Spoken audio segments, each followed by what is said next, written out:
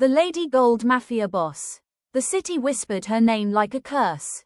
Madame Serafina, the Emerald Queen. She was not a shadowy figure who hid in alleys or back rooms. She was spectacle incarnate. When she walked through the marketplace, her body moved like a procession, broad shoulders draped in velvet, thick arms glittering with rings, her neck heavy with chains of gold and emerald. The crowd parted not out of respect but out of fear. Children watched from the gutters, their faces hollow, their eyes wide. Serafina would toss coins at him, sometimes candy wrapped in gold foil, sometimes a pistol too heavy for the young hands. "Work for me," she would say, her voice velvet and venom. "And you'll never starve again." Her laughter was thunder, her perfume was musk and smoke. Her boots struck the cobblestones like drums of war. Inside her mind, however, the tone was different. "They look at me with hunger. They think I am salvation. But I am their queen, their master. They belong to me." One afternoon, she stood in the center of the bazaar, emerald rings flashing under the sun. A boy no older than 18 approached, his ribs visible beneath a torn shirt. He held out his hand. Serafina smiled, slow and deliberate. She dropped a coin into his palm, then another, then a third. The young man's eyes widened. "Do you want more?" she asked. He nodded. "Then crawl," she whispered. "Crawl into the earth for me. Bring me emeralds, and I will make you rich."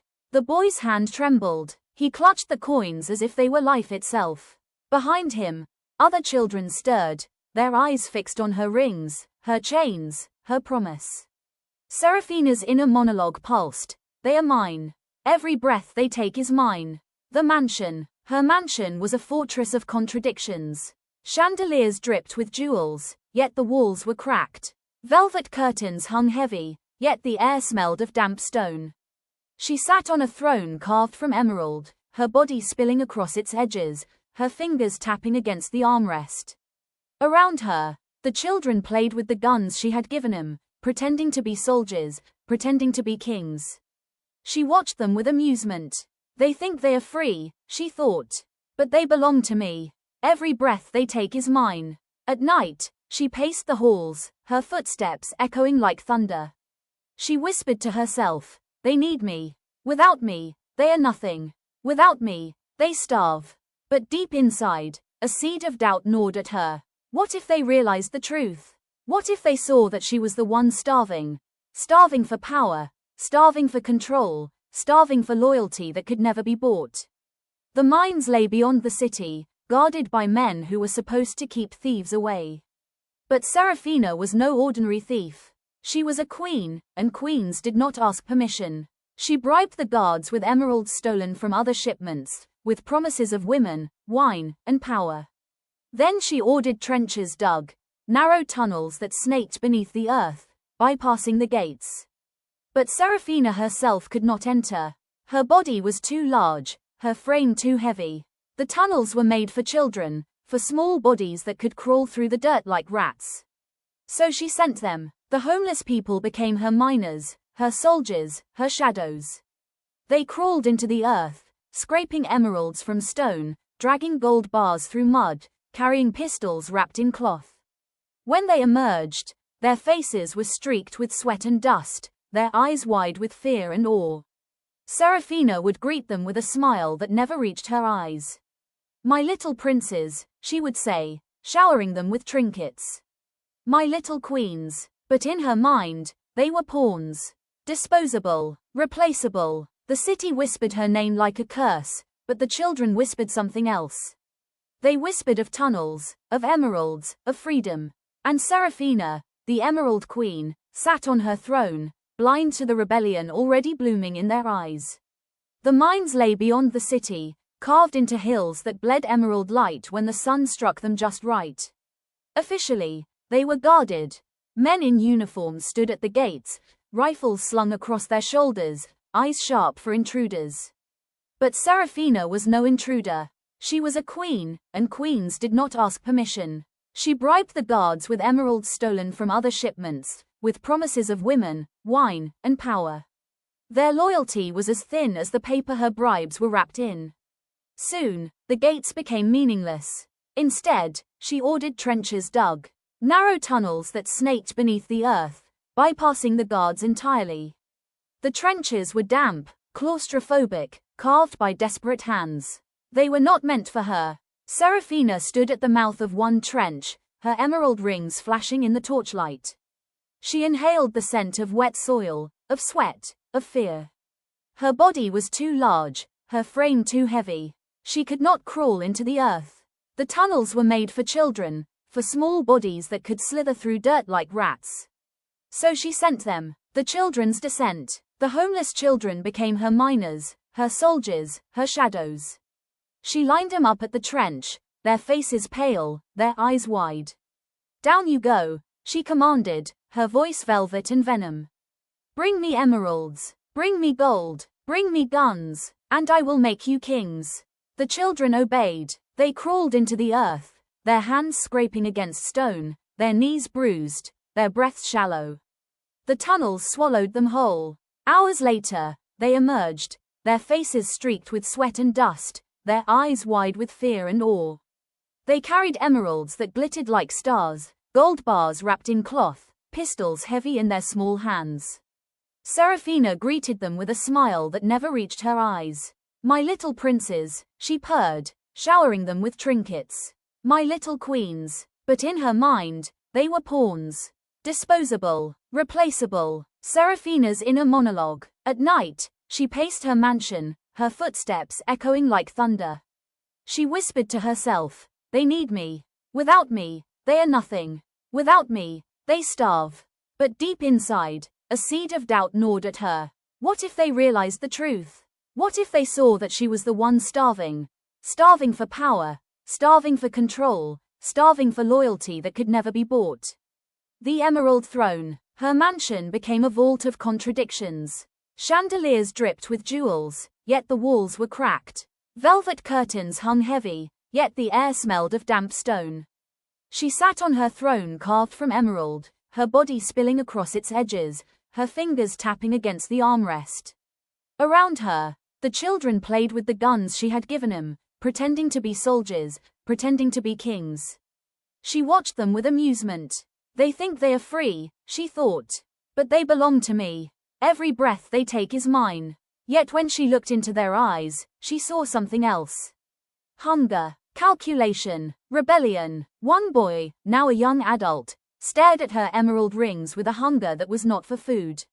Another girl, her hair tangled and her clothes torn, clutched a pistol as if it were her crown. They began to gather in corners, their voices hushed. They began to count the emeralds, to weigh the gold, to dream of a life beyond her shadow. One night, as the sirens of the city wailed in the distance, Serafina stood before her emerald throne and felt something she had not felt in years. Fear crept into her bones, heavy and cold. It whispered in her ear, "They will leave you. They will take everything, and you will be alone." She clenched her fists, her rings cutting into her skin. "No," she hissed. "I am the Emerald Queen. I am power. I am destiny." But the tunnels beneath the earth echoed with laughter, the laughter of children who no longer feared her, who no longer needed her. And in that laughter, her empire began to crumble. The mansion no longer echoed with laughter. It echoed with whispers. At first, they were faint. Children huddled in corners, their voices hushed, their words carried like smoke through the halls. But whispers have a way of growing.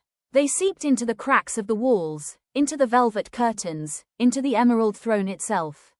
Serafina heard them. She always heard them. In the kitchen, a boy, now visible young man, leaned close to another, his voice sharp as a blade. "We could leave," he said. "Take the emeralds," another replied. "She can't follow," a third whispered. "She's too big, too slow, too blind." Their eyes gleamed with hunger, not for food, but for freedom. Their hands clutched emeralds as if they were keys to another life. Serafina paced the halls, her footsteps heavy, her breath ragged. She clutched her pistols, her emerald rings cutting into her skin. "They are mine," she thought. "They cannot leave me. Without me, they starve." But the whispers grew louder. They slithered through the mansion like serpents, wrapping around her mind, squeezing until her thoughts bled. She screamed into the darkness, her voice echoing like thunder. You belong to me. Without me, you are nothing. The children froze, their eyes wide, their bodies tense. But then, slowly, one boy stepped forward. His voice was steady, his gaze unflinching. Without us, he said, you are nothing. The words struck her like a blade. Her emerald throne trembled beneath her weight. Her empire cracked. She staggered back, her breath shallow, her eyes wild. No, she whispered. I am the Emerald Queen. I am eternal. But the children's whispers drowned her voice. They gathered in corners, their plans forming like smoke. They counted emeralds, weighed gold, and dreamed of escape. And Serafina, the Emerald Queen, stood alone in her mansion, surrounded not by loyalty, but by rebellion. The whispers in the dark became laughter. The laughter became defiance. And defiance became destiny. Serafina's empire was no longer hers. It belonged to the children. The night was heavy with silence. The city outside her mansion pulsed faintly with sirens and distant shouts, but within her emerald fortress, the air was thick, suffocating. Serafina sat alone on her throne, her emerald rings glinting in the candlelight, her breath shallow, her mind restless. She had always believed herself untouchable. She was the Emerald Queen, draped in gold, armed with pistols, surrounded by children who obeyed her every command. But now, something gnawed at her, a seed of doubt, planted by whispers, watered by defiance. Her throne, carved from emerald slabs, had always been her symbol of power. She would sit upon it, her body spilling across its edges, her fingers tapping against the armrest, her eyes gleaming with hunger. But tonight, the throne felt smaller. The emerald beneath her seemed colder, harder, less forgiving. She stared at the children gathered in the hall. They no longer laughed with innocence. Their eyes were sharp, calculating. Their hands clutched emeralds as if they were crowns. One boy whispered to another, his voice carrying through the silence, "She thinks we belong to her." The other replied, his tone mocking, "Without us, she has nothing." Serafina's heart thudded. They are plotting. They think they can betray me. But I am the Emerald Queen. I am eternal. To drown her paranoia, she ordered another feast. Tables groaned under roasted meats, fruits dripping with juice, wine poured into golden cups. She wanted to remind him of her power, of her generosity, of her dominion. "Eat," she commanded, her voice sharp. "Drink. Remember who feeds you." The children obeyed, devouring the food with ravenous hunger. But their eyes flickered, not to her, but to the emeralds piled high on the table. Their loyalty was not to her voice, but to the glitter of treasure. She raised her goblet, her emerald rings flashing. "Without me, you starve," she declared. But the children's silence was louder than her words. At night, she paced the halls, her footsteps echoing like thunder. She clutched her pistols, her emerald rings cutting into her skin. She whispered to herself, "They need me. Without me, they are nothing. Without me, they starve." But the whispers in the dark grew louder. They slithered through the mansion like serpents, wrapping around her mind, squeezing until her thoughts bled. She screamed into the darkness, her voice cracking, "You belong to me. Without me, you are nothing." The children froze, their eyes wide, their bodies tense. But then, slowly, one boy stepped forward. His voice was steady, his gaze unflinching. "Without us," he said, "you are nothing." The words struck her like a blade. Her emerald throne trembled beneath her weight. Her empire cracked. She staggered back, her breath shallow, her eyes wild. "No," she whispered, "I am the Emerald Queen. I am eternal." But the children's whispers drowned her voice. They gathered in corners, their plans forming like smoke. They counted emeralds, weighed gold, and dreamed of escape. Her paranoia consumed her. She ordered guards to watch the children, but the guards were bribed with emeralds. She locked the doors, but the children found tunnels beneath the mansion. Her empire was slipping through her fingers, and she could not stop it. The laughter of children echoed through the tunnels, mocking, defiant, eternal. And Serafina, the Emerald Queen, sat alone on her throne, surrounded not by loyalty, but by rebellion. Her fear had become her crown. Her paranoia had become her empire. And her downfall had already begun. The queen was undone. The mansion was silent. No footsteps in the halls. No laughter echoing from the tunnels. No clinking of emeralds spilling across tables. Serafina awoke to emptiness. Her emerald throne stood bare, stripped of its treasures. The tables where gold once gleamed were barren. The pistols she had polished until they shone were gone. Even the velvet curtains seemed thinner, as if the children had cut strips to carry their loot. Her heart thundered. They have betrayed me. They have taken everything. She stormed through the corridors, her voice booming. Where are you? My princes, my queens, come to me. But only echoes answered. She descended into the trenches, her emerald rings clutched tight, her breath ragged. The tunnels were damp, the air thick with earth and memory. She crawled as far as her body would allow, her knees grinding against stone, her hands scraping raw. My children, she whispered, her voice trembling. Come back, you belong to me. But the tunnels were empty.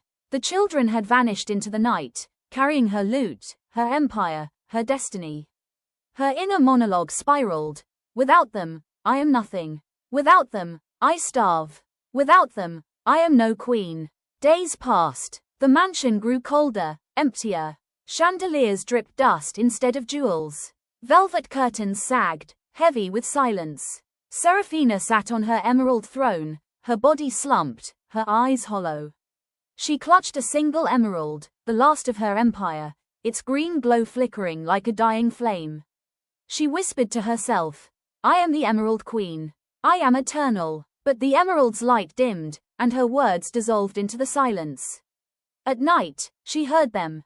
The children's laughter, faint and distant, echoing through the tunnels. She staggered to her feet, her body trembling, her emerald clutched tight. You cannot leave me, she screamed into the darkness. You are mine. But the laughter was not real. It was memory. It was guilt. It was the sound of rebellion that had already won. Her empire collapsed. The gods deserted her. The mansion rotted. The emerald throne cracked beneath her weight. She was alone. Alone with her paranoia, her hunger, her fading legend. The children had vanished with her loot, building new lives beyond her reach. They became ghosts in their own right. Free, untouchable, eternal. And Serafina, the Emerald Queen, was undone. Not by rivals, not by law, but by the very innocence she had sought to exploit. A cavern lit by emerald glow. Her silhouette alone, vast yet broken. The laughter of children fading into silence. Fade to black. Text on screen. The Emerald Queen was undone by innocence.